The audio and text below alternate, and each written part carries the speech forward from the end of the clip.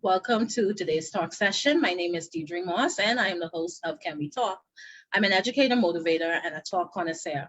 In our session today, we will talk about sexual violence and abuse against women and girls, as we understand that this is an issue that continues to impact our community. As we consider recent events, we want to talk about this issue, and we want to talk about what it means to our community.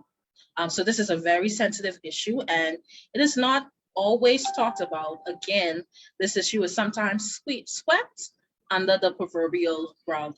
However, we will continue to shed light on this topic as we continue to talk in upcoming sessions. So our guest today is Ms. Alicia Wallace, the Director of Equality Bahamas.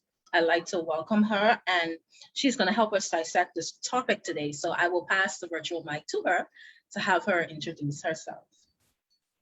Hello, everyone. Thank you, Deidre, for inviting me to have this conversation with you. I think it's really important that we keep this conversation going and not just the day after, 2 or 3 days after there's an incident that hits the news. I think this is really timely, especially after the incidents that we've heard about over the last couple of weeks, and also leading into 16 days of activism against gender-based violence, which starts on November 25th. So we're just a week away from that campaign when you'll see a lot of people talking about gender-based violence and the kinds of actions that we need to take. And of course, Equality Bahamas, we have our usual lineup of events. We have like 10 events lined up over 16 days. So I'm seeing this as a great space to be able to talk about some of the things that we can delve into deeper in the coming weeks. And can you tell us just a little bit about yourself as well and your organization? Sure. I am the Director of Equality Bahamas, which promotes women's and LGBTQI plus people's rights as human rights. And we have been going strong since 2014. We started with a very narrow focus on domestic violence. And then very soon after that, we expanded to gender-based violence and discrimination more broadly. We did quite a bit of work ahead of the referendum on the constitutional issues around citizenship, as well as discrimination in the Constitution. So we did that for about 2 years. And since then, we have been engaged in a number of different campaigns, 16 Days of Activism being one, and then International Women's Day is our other big sort of time of the year when we talk about issues that are related specifically to women and looking at global issues, regional issues, and kind of contextualizing it for us here in the Bahamas while making connections to our contacts, our partners, other experts and practitioners generally across the region, because there are so many countries in the region that are doing excellent work, really strong advocacy and activism happening in Jamaica, Trinidad and Tobago, Barbados, and a lot of the other islands. Awesome, thank you for that. And I know that you're very active in terms of, like you said, getting the word out there to advocate on behalf of women and girls in other communities. And so again, just want to touch a little bit on your role and responsibilities as the Director of Equality Bahamas, particularly as it pertains to advocating for the rights of women and girls as we look at, what's going on around us. What is your role and responsibilities in this environment? Well, our work is primarily done through advocacy, public education, and community engagement. So we are constantly looking at what is happening in the country, what's happening across the region, what are the trends, and how can we disrupt issues that are coming from these systems that we need to actually tackle, like patriarchy and ideas like misogyny, just the general hatred of women, the idea that women are objects or just here to be of service to men and to fulfill certain roles. So we're looking a lot at just our general attitudes toward gender, which are really kind of in these boxes that don't really benefit anyone. At the end of the day, women, men, and people of other genders are really negatively impacted by sort of narrow view that we have about who should be doing what and when, who should dress how, who should have authority, who should have to listen to someone else, who should be taken care of, who should take care of the person. So we're constantly kind of watching conversations right now, so many conversations happening on Twitter. We have a whole Bahamian Twitter thing going on where you really get a sense of what people think about relationships, how people think relationships should be formed.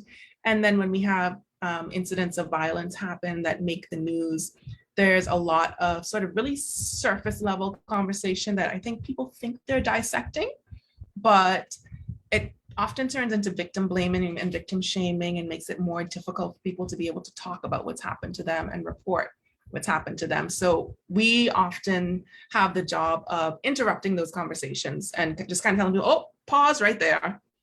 Let's talk about why you think that. And let me explain to you why that isn't the case. So we're doing that community level work, and we're also advocating, constantly engaging the government, trying to get legal reform. So one of the issues that we've been looking at over the past few years is marital rape. As you know, I think around 2017, the then special rapporteur on violence against women came to the Bahamas and she made a report, and she said that it's the biggest issue in the country. It's the most important issue that we need to be looking at.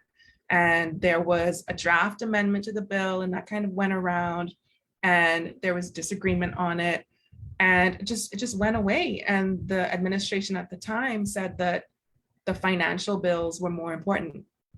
So they were going to deal with the financial bills first and get back to marital rape. And of course, they never got back to it. So the conversation is up again. Reporters are asking parliamentarians what their positions are on marital rape. And that's kind of interesting. But the other thing that Equality Bahamas is going to be working on is challenging the media to dig deeper. You know, like, we don't really need to just know how people feel about something. Because you could say that you're against marital rape, but are you prepared to do something about it? Are you going to draft a bill? Are you going to table the bill in Parliament?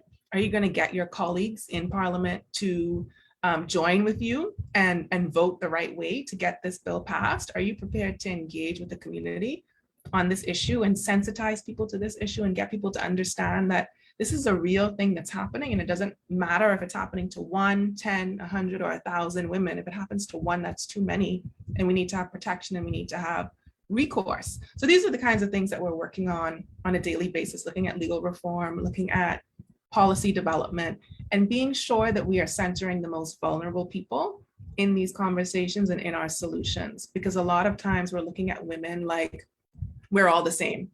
We're this homogenous group. And it's just not true. You know, we have completely different experiences. If you make $10,000 a year and I make $70,000 a year, I mean, we're living completely different lives. We're in the same place, but we may never cross paths in a restaurant because we're eating in different places. So we have to think about people's socioeconomic status. We have to think about migration status, because who was able to report a crime against them? If you're undocumented, are you likely to go to the police for help if you're violated? So things like that need to be considered, and we need to make sure that we're not just thinking about women as just this big group of people who are the same, but people who are having very specific, different experiences that we need to be able to respond to. So we're really focused on feminist policymaking. Wow, you made so many great points. Firstly, you talked about victim shaming. That's a thing, and it's scary because, you know, you may have persons who may want to come forward with their stories, but the fear of maybe a level of judgment may prevent them from coming forward. And so that is a thing where you know, there's such a thing, you know, as victim shaming, and you touched so many areas. And I just want to mention that it's just, you know, so important that we think about. And I will always remember this quote that someone said, that you can tell so much by a society by the way they treat their women and their girls. And so as a society, I hope that we think about this. I hope that we consider this, because it's very important that we think about the rights of our vulnerable groups. And so I want to ask you about any initiatives or activities that you can share that your organization has undertaken. I know you talk about your work, the referendum, and different activities that you may have undertaken, but is there anything currently that you are, you know, working on, or that you can talk about specifically? Yeah, we're working on a couple of things. One that's the most, I guess, pressing and the most exciting at the same time is the Feminist Standards for Governance. So we launched this ahead of the general election with the idea that we would be able to develop Sort of, when it's election time, the FNM puts out their manifesto and the PLP puts out their charter, and they give you these promises, and it's all their agenda. It's things that they want to happen. And we thought, it never works for us. We're never really included. They're never thinking about the things that real people are going through. Let's develop our own agenda. Let's ask people what they're interested in. What do you want to see happen in the country over the next 5 years? So we have a survey now that you can check out at tiny.cc/feministsg. That's S as in standards, G as in governance. And we're asking really big, broad questions because we want you to say anything that you want to say. So the question is something like, what do you think we need to do in the area of health? And then it's the same question about education, about women and LGBTQI plus people, about social services, youth, environment, labor, and the economy. So really big questions about these thematic areas. And then we have identified 3 critical areas of concern. The first is gender-based violence. The second is climate change. And the third is disaster management. So there's a lot of room there for people to talk about anything that is of concern. And remember that there's a lot of crossover between issues. So if you are really thinking about sexual violence right now, and that's the only thing you want to talk about, you can just go to the gender-based violence section and fill that out. But we encourage you to think about the thematic areas as well, because sexual violence is related to health. It's also a health issue. So how can we talk about, what happens when a woman goes into a clinic or goes to see her doctor, and the doctor realizes that, maybe there are a lot of abrasions, there's something going on here.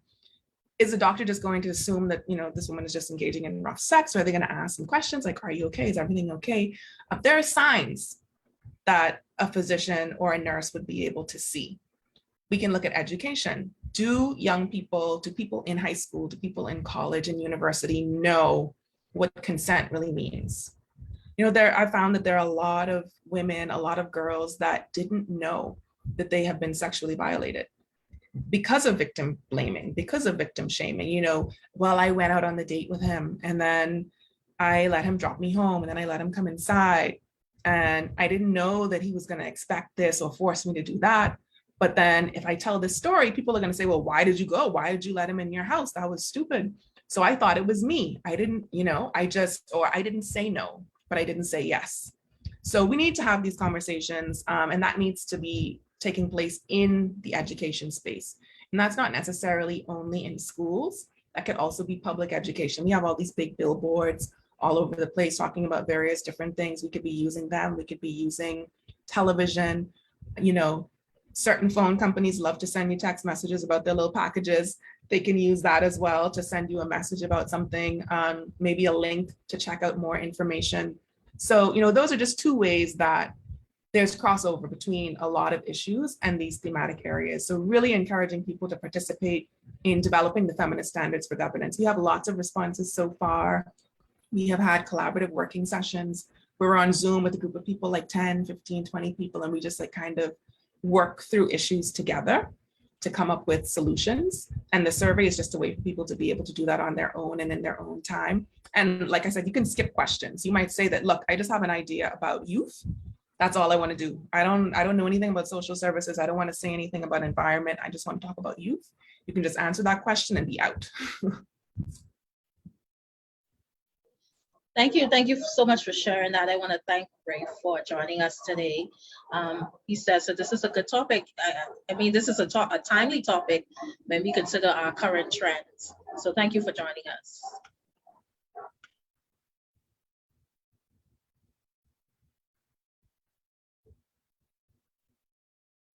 Okay, so sorry, I was just looking at the comments. And then you talked about feminist standards for government. That's very interesting, very interesting.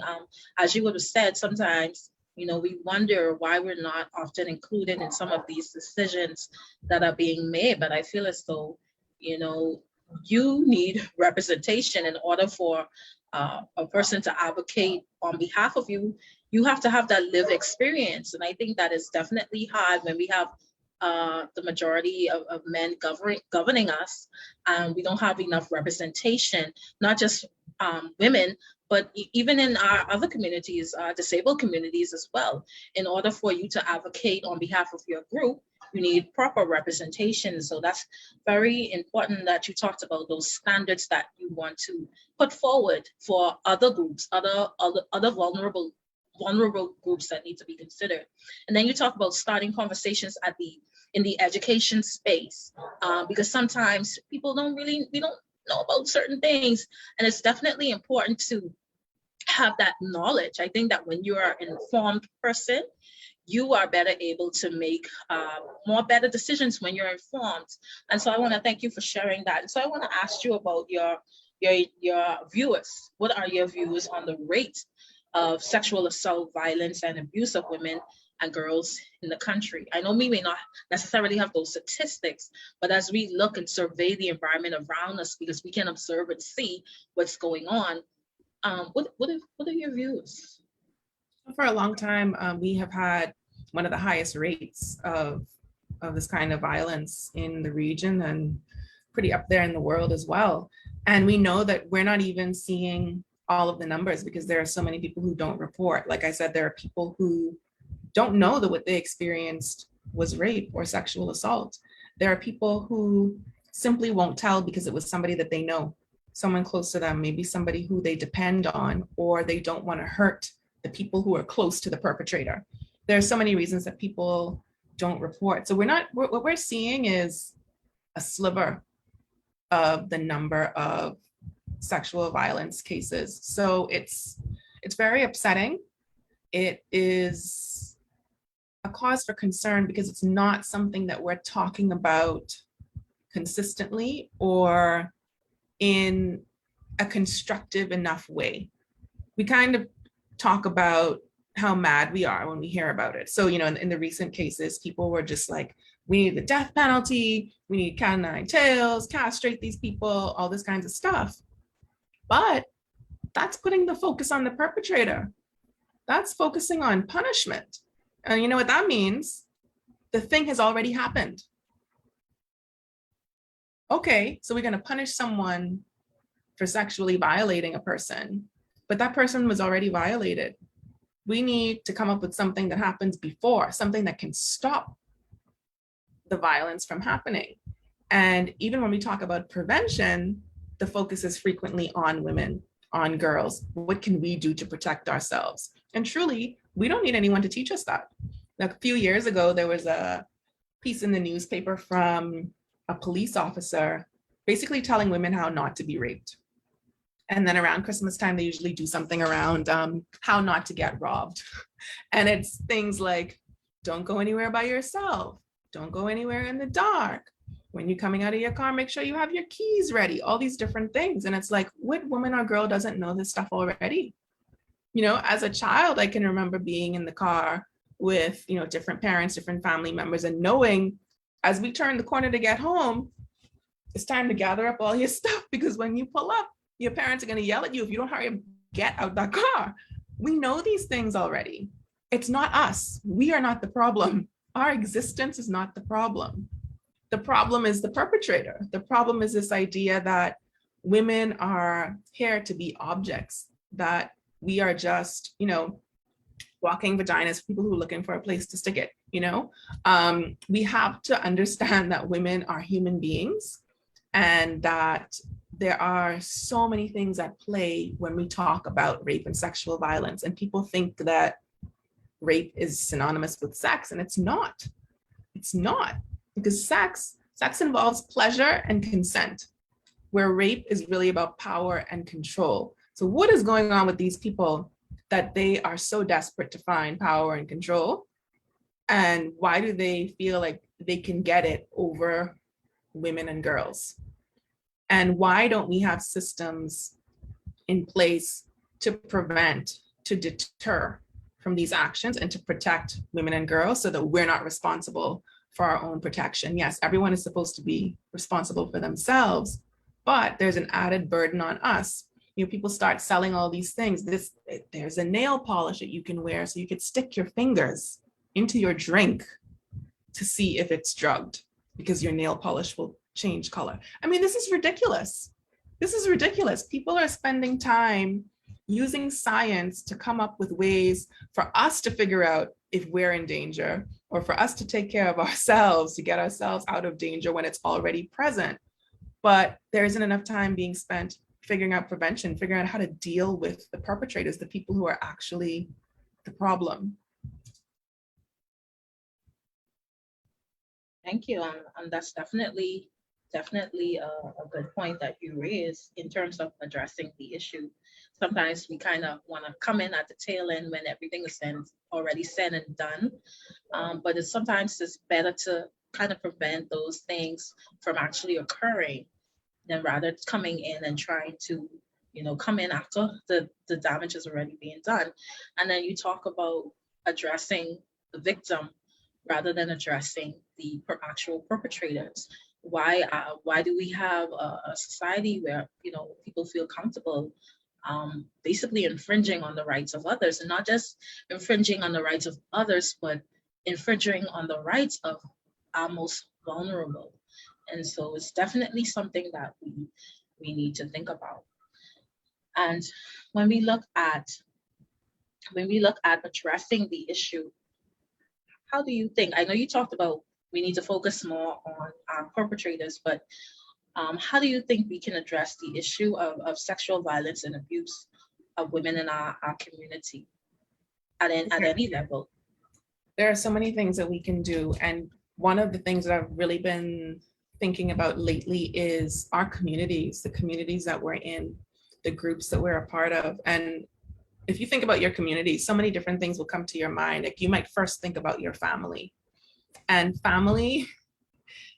your family members are some of the most difficult people to talk to about certain things, because they've raised you, you've grown up together, you sort of have these shared ideals, and you become an adult and you go your own way and you learn certain things as you go to college, or you hear from other people different ideas, you watch movies, whatever, and you come to them with this stuff and they're like, where are you coming from? Like, we don't do that around here, we don't do that. And it's very difficult. It's difficult, but who else is going to do it? Who else is going to talk to your uncle who is definitely sitting too close to these little girls? Who else is going to talk to your older sister who's yelling at her children because they're wearing shorts and, her friend is coming over? Teaching children to police themselves because they're in perpetual danger, instead of not welcoming someone who you don't trust into your home around your children, where they should be able to be comfortable. So one of the first things is to figure out how we can talk to our family members. And it doesn't mean you go from 0 to 100, right? You could have family members who are like super conservative, don't get it, hate women, whatever. So you're not going to start with like, you need to make a donation of $10,000 to the Bahamas Crisis Center. Like, that might not be where you start. You might start with just, women are people. Women deserve to be safe, and we want to make sure that we don't set the bar too low, because it's very frustrating when people start this soul. You hear this a lot from men who say, oh, now that I have a daughter, and it's like, oh, so you had to have a child, you have to have somebody related to you for you to care about another set of human beings, and for you to recognize women and girls as people who matter and who have value. What's going on? So let's talk to our family members. Same thing with friends. Making use of the communities that we're a part of. So if you're in service clubs, what are your service clubs doing? You're raising money, you washing cars, you giving money this place and that place. What are they doing when these issues come up? Are they supporting women's groups? Are they supporting even bringing experts in to talk about things? Like when the referendum came up, did Toastmasters invite someone to come and talk about the referendum? Are your Rotary clubs talking about these issues and making sure that their members are informed and understand what these amendment bills mean? These kinds of things. You are a part of a faith group, whether that's a church or a temple or whatever it is. Are you talking to your pastor? Because you're putting your money in the collection plate every week, right? You're probably showing up for prayer meeting and choir rehearsal and all that kind of thing, and you're building relationships with people there. Are you talking to them about these issues? Are you challenging your youth pastor to talk to young people about dating and relationships and what a healthy relationship looks like, and making sure that that conversation is one about positivity and equality in a relationship, and not this sort of you must submit conversation where, you know, two people, both are human beings, both can make decisions for themselves, both have autonomy, things like that, and Touching challenging it. on a controversial topic right there. That's kind of controversial. Definitely. I don't know why it's so controversial, but you know, people have different interpretations of religious text. And one of the frustrating things here is that we don't seem to understand that everyone doesn't share our beliefs. You know, that everyone here is not a Christian. Everyone here doesn't even have a religion that they really align with. But a lot of people seem to think that it's appropriate to govern a country by one group of people's religious belief. And that's an issue, because you can be a Christian and you can take the interpretation of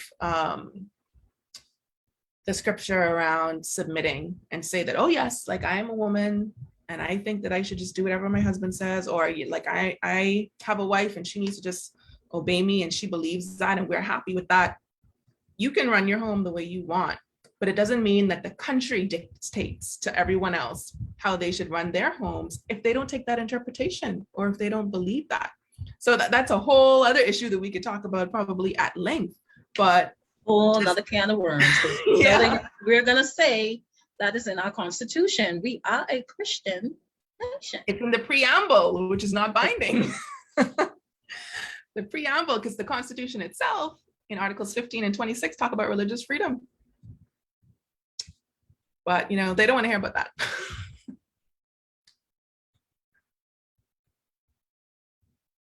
Yeah, that is a whole nother can of worms. So that's a whole, you know, that could take us. That's a whole conversation. That's a whole hour, 2 hours, 3 hours. Yeah, definitely. So you talked about the family level, talking to your family members, you know, with not necessarily harming down on them, but we kind of know our family and different activities they may be in. And so maybe having a conversation at the family level may be able to help in some way. Then you talk about service groups in terms of the information that they provide and their role in kind of sharing information with their members to kind of help foster this conversation. Then you also talk about the authority figures in our community, talking about healthy relationships and what the healthy relationship looks like. And so, you know, those are important. Those are definitely important points. So as the director of Equality Bahamas, are you satisfied with the level of response for our community or from our community leaders as it pertains to sexual violence that is perpetrated against women and girls? Have we heard from them? Have we heard from those different community leaders? Are you satisfied with their response to what's going on? I'm definitely not satisfied at all. It seems that they are quicker to respond to their sort of like pet issues than to the real things that are going on and truly affecting people who are in situations of vulnerability. And we really need to be hearing more from our representatives. We need to be hearing more from members of parliament. They are legislators. So they should really be showing up to these conversations, helping to lead these conversations, and they should be coming to NGOs, coming to community-led organizations that are working directly with women and girls to consult and to find out, you know, what is it that people need? What are the things that people are experiencing? What do we need to change? What policies do we need to go alongside legislation? Because, you know, we can think about, I'll just do like a short version of the journey of someone who experiences sexual violence, right? So let's say that this is someone who has decided to report. They may show up first to, let's say they're injured. They show up first to a medical institution, clinic, hospital, whatever, to get a checkup and all that. Of course, the doctors, nurses, if they're worth their salt, are going to ask, what happened to you? And they're going to tell their story. Then they're going to get to the police, and the police are going to say, what's going on? And so they have to tell the story again. And depending on the officer you get and their competence, you might have to tell it more than once. Because I've definitely gone to report very simple things like, well, not that simple, but car theft, and spent hours because they kept writing the report wrong and including incorrect information. So that's a whole thing to go through. You're telling your story and you also have to make sure that what they're recording is correct and that you're okay with signing off on it. At that point, let's say you don't feel safe going home. You have to figure out where you're going to stay. So that might mean that you need to find someone at social services. This happens at 1 o'clock in the morning. You got to figure out which phone someone is going to be able to answer at that time. Is there a safe house available? We have very limited safe houses. There are not enough. If you're in trouble, chances are there's not room for you. So maybe some group is going to put together some money to put you up in a hotel for a couple nights. Beyond that, what about work or school the next day? Are you going to be able to make it? What are the consequences of not making it? Are you going to miss an exam? Are you going to have to deal with all kinds of nonsense from HR at your company? What are you going to tell them? Do you really want to tell them that you experienced sexual assault, or are you going to have to make something else up? You probably didn't think of it before. You got to go back to the doctor to try to get a sick note. So there are all these things, and these are things that can be simplified. These are things that we can make so much easier, so many less steps for a person. You want to make sure that if something like this happens to a person, and the first place they present should be able to connect them with all the resources they need.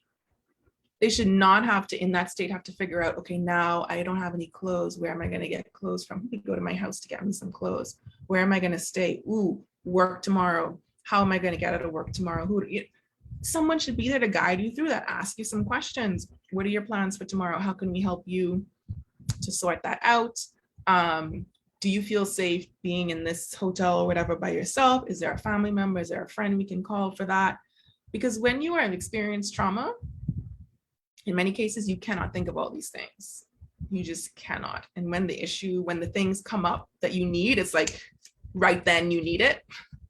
And you can't just dash out to meet that need. So we have to think about how we're going to meet the needs of people who are reporting, people who have experienced violence, make it as easy as possible. And it has been done. There are places, for example, Antigua and Barbuda has a one-stop reporting center that is separate from the police station. So you don't have to show up, bruised and whatever, to the same place that people are reporting car theft and car accidents and whatever. You have a separate place to go. And in that same building, there's an examination room. You can go in, and then the medical professional will come and do the exam. So you don't have to go someplace else and walk through the room with people who have coughs and colds and cuts on their finger. These are the basic things that we should be thinking about, and systems that we should be putting in place.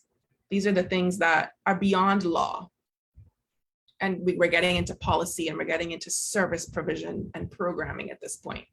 And these are the things that our legislators are probably not thinking about. Maybe because they've never experienced these kinds of things, maybe because they're not accustomed to thinking about gender-based violence, maybe because they are inundated with things that they're doing for Parliament or doing for their constituencies. So they need to build relationships with people who do know. We don't have to expect our MPs and cabinet ministers to do everything, but we do have the expectation that they are going to make the connections and they're going to identify the people who can support this work and make it happen. And that's what we need. We need action. I saw recently that a reporter has been asking the women MPs for their position on marital rape. And they've been stating their position. And it's like, okay, do I clap for you now because you think that marital rape is wrong? What are you going to do about it? That's the question that I want answered.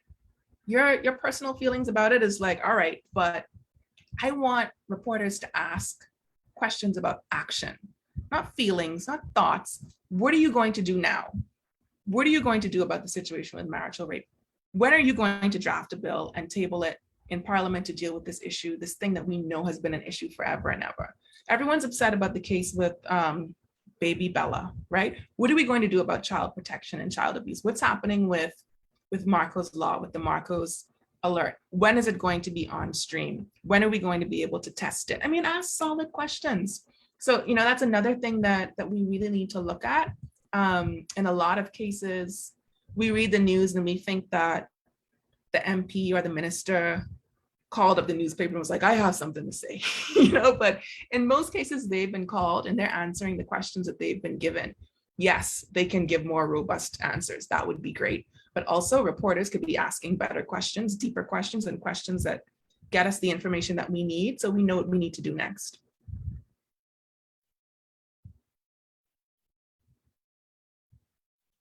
Again, Ms. Wallace, those are excellent points. I just want to recognize again Ms. Pitta from Jamaica. Hi, Ms. Pitta. Ms. Pitta is one of our loyal viewers. She says that you're very vocal. She says that you're a very vocal guest, and this is an interesting topic. Yeah, this is what we're currently looking at in our country, Ms. Pitta, and I know you may have issues of violence against women and girls in your country, but this is an issue that we've seen several acts of violence directed toward women and girls in our country, and this is an issue that we not only want to talk about, like Ms. Wallace would have said, we don't want to just talk about these things. We want to see action.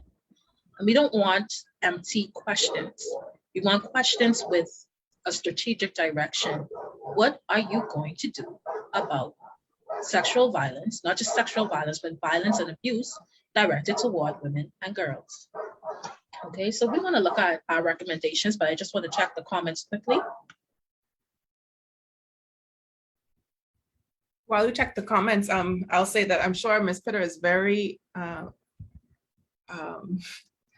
guess, familiar with this topic, because I know that it's been discussed quite a bit in Jamaica recently. And we have an event on Saturday, November 27th at noon our time, so 11 o'clock Jamaica time, I think it would be. And we have Christina Neal from Jamaica. She's a part of We Change, who'll be joining that conversation. And we'll be talking about femicide around the world. So for folks who don't know, femicide is the gender-based killing of a woman or a girl.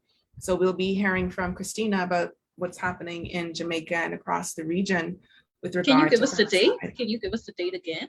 Yes, November 27th. That'll be Saturday at noon Eastern Standard Time.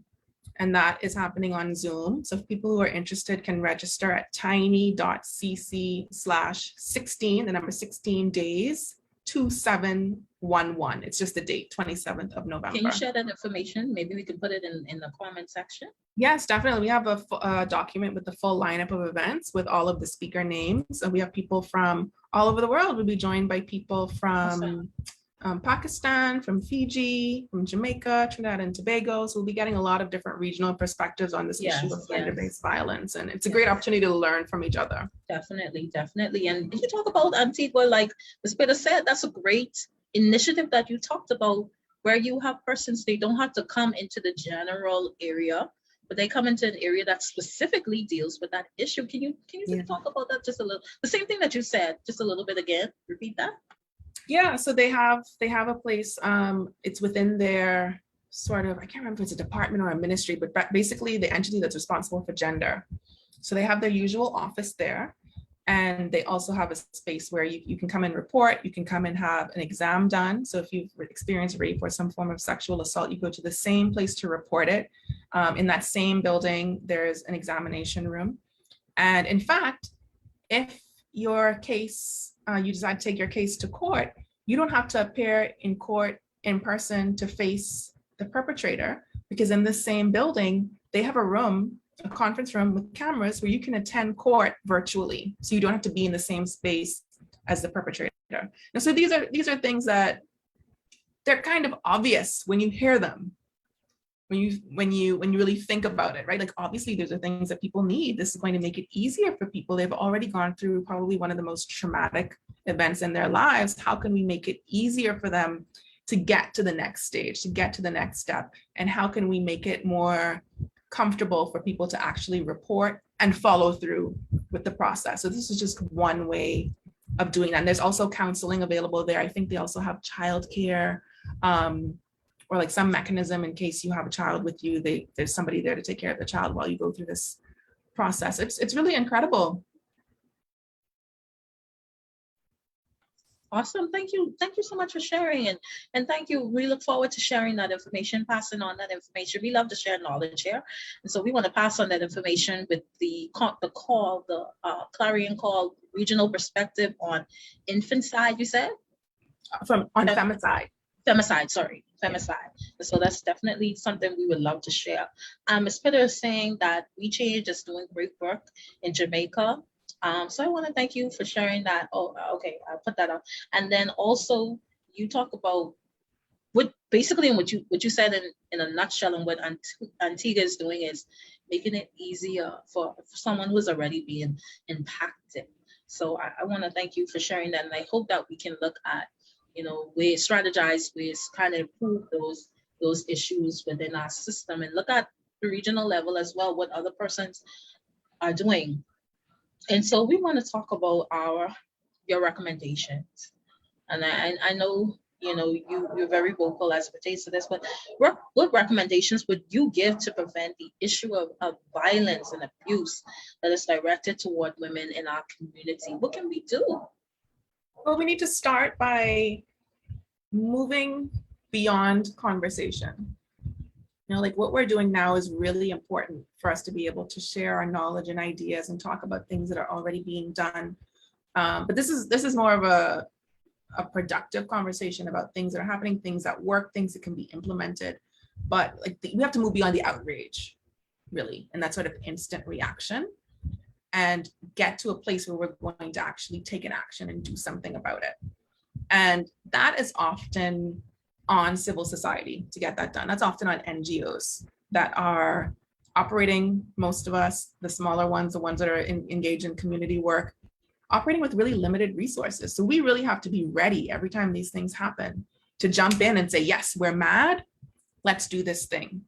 But it doesn't always work. And I've seen for myself that people will post on social media, all these things, and you can tell them, guess what?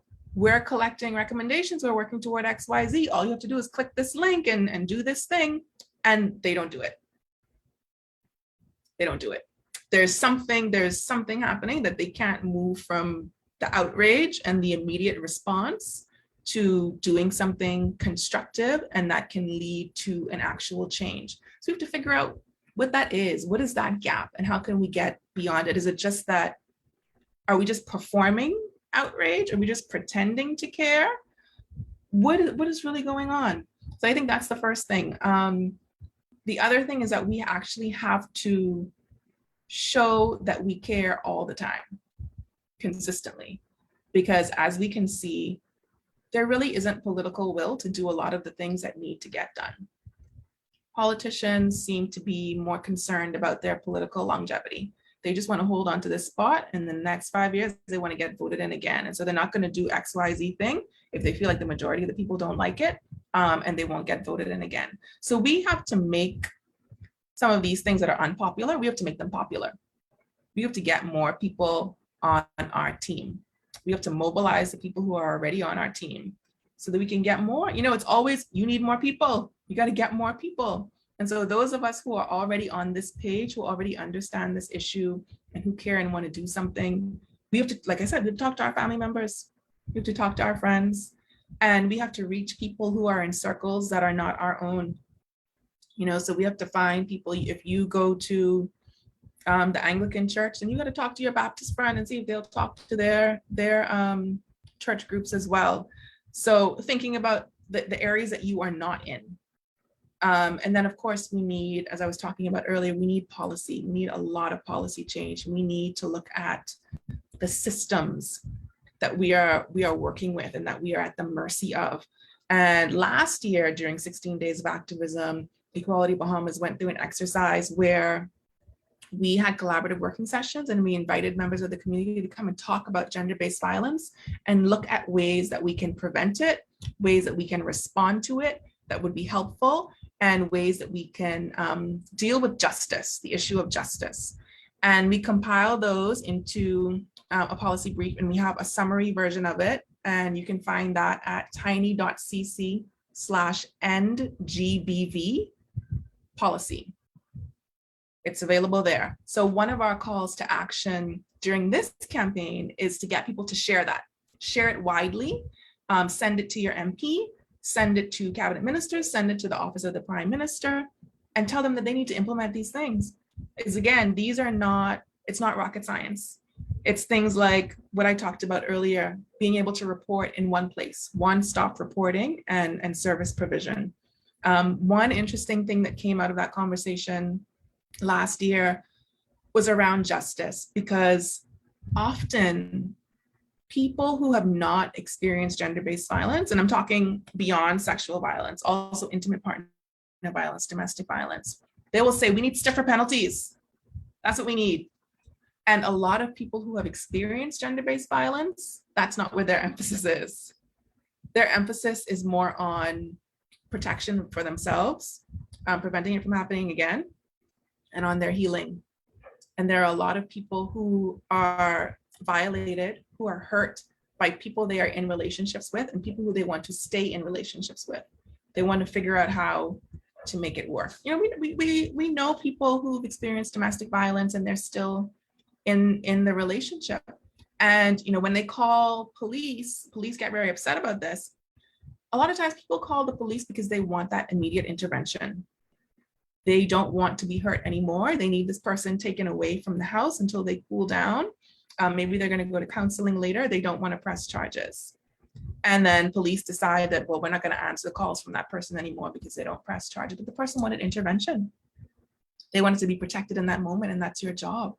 And so a person like that is going to say, no, I don't want it to be mandatory for when I report someone, they go to jail for X amount of time at a minimum.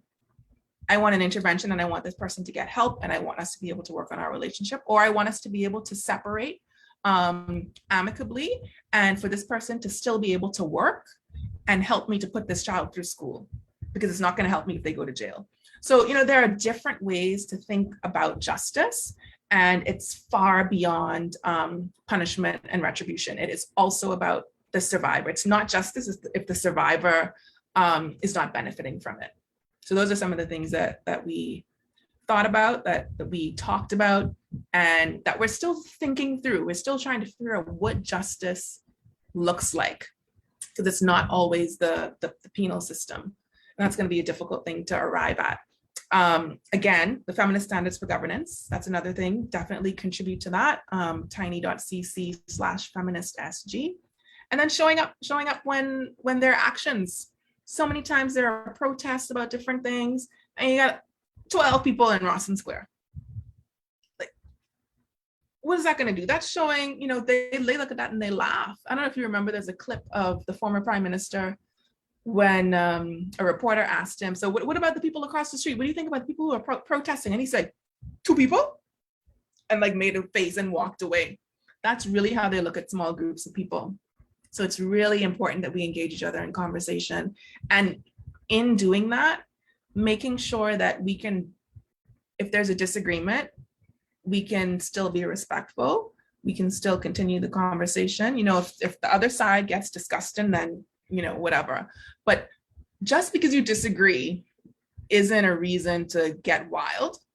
And again, for people who are activists, who are advocates, who are doing this on a regular basis, we do have to figure out how to protect our space and our time and our energy, because there are people who will totally drain you. So sometimes you just have to check out of the conversation.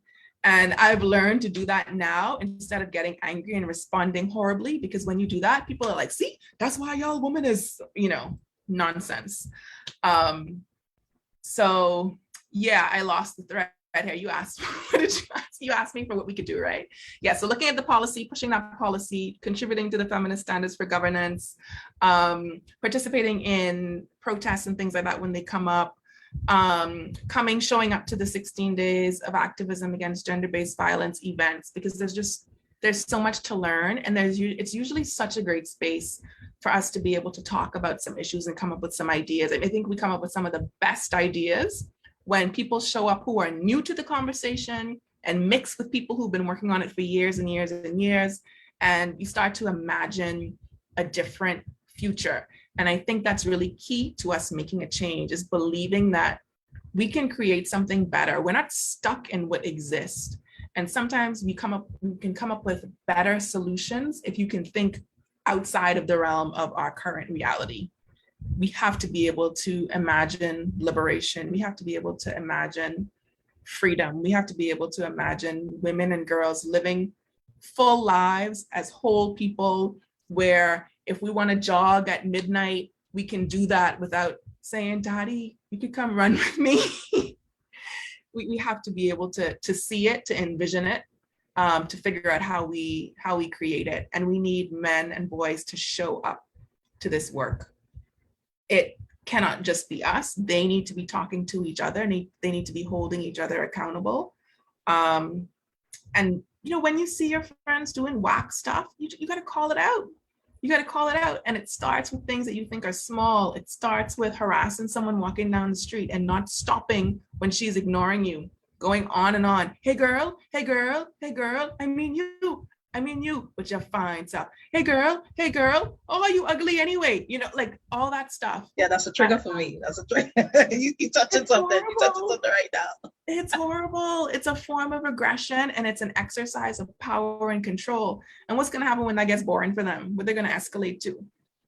And when we say something like that is okay, when you're making someone uncomfortable for no reason at all in a public space, what are you going to do in a private space where no one can see you? So we have to stop dismissing the small things and understand that it's all big stuff. All of it is big stuff. Yeah, I mean, you touched on so much. You touch on a lot. You talk about moving beyond the conversation. Action. We want action. There's outrage and everyone is upset. But when we have these different events, who's going to be there to participate? Who's going to come out there and stand out on Russell Square? Who's going to be there? And so we want not just your rage, but we also want your action. We want a level of participation. We want to create those policies. We need input as pertains to the creation of policies that are going to benefit those communities. As you talked about the persons who would have put forward recommendations. And sometimes those recommendations don't necessarily apply to the people actually living in those situations. And then so sometimes it takes those persons, it takes input. So you want to get input from those persons, not just quickly responding and say we have to do this. And like you said, we need to implement different penalties. But we need to hear from those persons who are actually being impacted and hear what they have to say. What do they think? How are they going to benefit from the policies that we put forward? If we get their input, maybe we'll have some type of direction in knowing how to go in terms of implementing a level of policy that is going to serve them.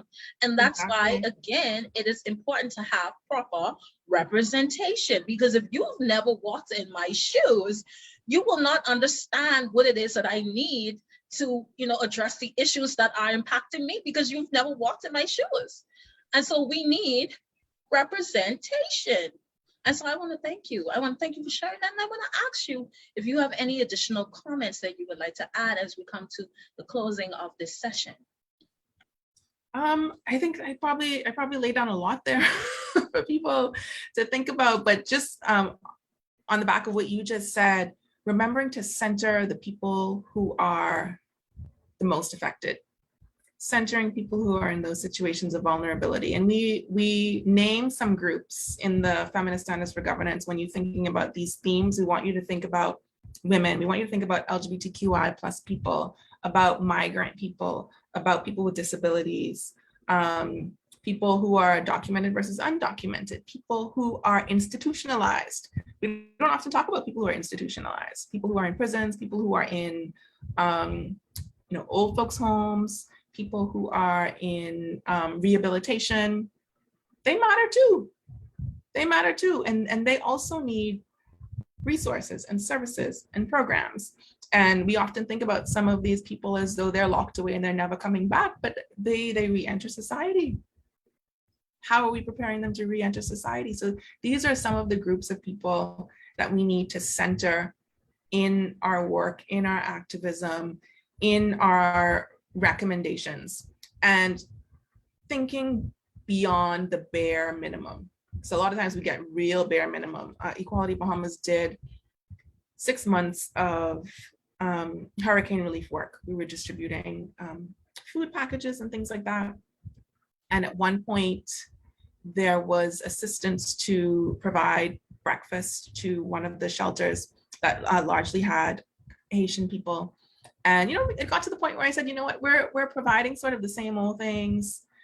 There might be some things that people need that would be nice. Why can't we do something nice? You know, just because, you know, you have water, you have food, you have clothes, but what would be something nice? And they said, you know, it would be nice to have a Haitian breakfast. The simplest thing, right? We provide it, you provide them breakfast, you feeling good, you patting yourself on the back. Yeah, we're making them eggs and bacon. Yeah, we stew fish. What about culturally relevant food? You know, but if you don't ask the question, and if you don't center the people that you say you're serving, then what are you doing it for? You know, it's so simple to ask a question and to find out what the most impactful and beneficial thing would be.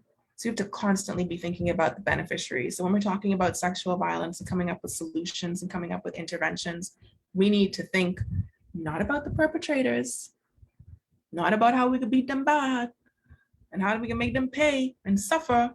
That might be a part of it, you know, in some way, shape, or form. But we need to be centering and thinking intentionally about how we are going to protect and improve the lives of survivors, because they're still here and they're the people that we say we care about. We care that this thing happened to them, right? So let's not center our outrage or our rage. Let's center their needs and figure out what is going to make it easier for them today and tomorrow and the next day. Ms. Wallace, thank you. You have said so many awesome points. And this is a conversation that is never going to end, really, because this continues to be an issue that impacts our community. So the talk continues. The talk continues.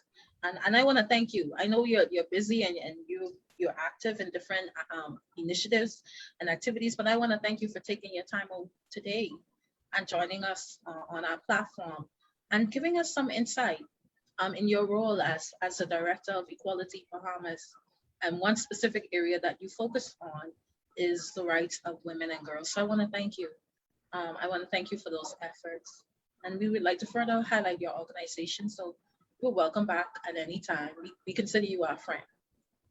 Thank you so much, Deidre. I'm so happy to get your invitation, because you know we've engaged before in a different space. So I'm really excited about you having this platform and inviting me to participate. Yes, you are welcome back anytime. You are a friend. So can you share your page? Can you share any social handles with us? Yeah, it's Equality 242 everywhere. So Instagram.com/equality242, Twitter.com/equality242, Facebook.com/equality242. Those are the 3 platforms that we're on. You can email us at equalitybahamas@gmail.com. Okay, and then those links, you share those links. I'm definitely going to share those in the comments as well. So I'll thank you. I want to thank you so much. I'm going to post some. And I want to thank you so much for joining us. I would like to thank our viewers. Thank you, Ms. Pitta. Thank you, Rafe, for joining us today. And like our page for future notifications for upcoming discussions. Comment under our posts, our videos. Let us know your thoughts. Let us know what you want us to talk about. You can also subscribe to our YouTube channel, Can We Talk? Follow us on Instagram and Twitter using the social handles provided on our page. So thank you, and can we talk? Thank you so much.